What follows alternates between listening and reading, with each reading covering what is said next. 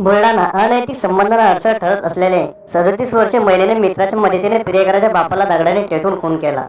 ही खळबळजनक घटना बुलढाणा शहरातून समोर आली आहे। पोलिसांनी खून करणाऱ्या आरोपीसह सूत्रधार महिलेला अटक केली आहे। विशेष म्हणजे या महिलेवर याआधी स्वतःच्या नवऱ्याचा खून केल्याचा आरोप आहे। सध्या ती जामिनावर बाहेर होती। पोलीस सूत्रांनी दिलेल्या माहितीनुसार बुलढाणा शहरातील उर्ब लेआउट परिसरात दिनेश बाबुराव आराख 42 हा गंभीर जखमी अवस्थेत सापडला होता। रात्री उपचारादरम्यान त्याचा मृत्यू झाला। पोलीस तपासात दिनेश आराख याचा दगडाने ठेचून खून करण्यात आल्याचे समोर आले। पोलिसांनी वेगवान तपास करीत या खुनाचे गूढ उकलले।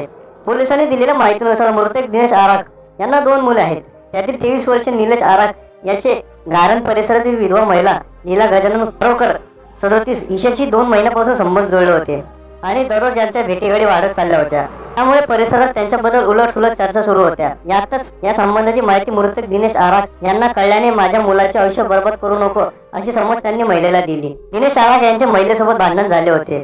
त्यामुळे दिनेश आराख बद्दल महिलेच्या मनात प्रचंड राग आला। एवढे होऊनही महिला आणि निलेश यांच्यात रात्रदिवस कामक्रिया सुरूच होत्या। दरम्यान संबंधात निलेशचे वडील अडथळा ठरत असल्याने त्यांचा काटा काढण्याचाच हा विचार लीलाबाई यांच्या मनात पक्का ठरला। तिने याबद्दल तिचा मित्र सागर मगर याला सांगितले की तू काही कर, पण निलेशच्या आणि माझ्या संबंधात अडथळा ठरणाऱ्या त्याच्या वडिलाला संपव आणि तुला जे हवं आहे ते मी तुला देईन। सागर मगर याने लीलाबाईच्या सांगण्यावरून दिनेश आराखच्या खुनाचा कट रचला। दिनेश आराख आणि सागर मगर हे ओळखीचेच होते। त्यामुळे संध्याकाळी सागरने दिनेश आराख यांना निर्जनस्थळी नेऊन भरपूर दारू पाजली आणि दगडाने ठेचून त्याला फेकून दिले। दिनेश मेला असे समजून सागर घटनास्थळापासून पसार झाला। दरम्यान परिसरातील काहींना दिनेश गंभीर जखमी अवस्थेत असल्याची माहिती पोलिसांना मिळाली। पोलिसांनी त्याला जिल्हा रुग्णालयात दाखल केल्यानंतर उपचारादरम्यान त्याचा मृत्यू झाला। त्यानंतर पोलिसांनी गोपनीय व तांत्रिक तपासाच्या आधारे वेगवान तपास करून या खुनाचा छडा लावून आरोपी सागर मगर आणि लीलाबाई रोचकर हिला अटक केली आहे।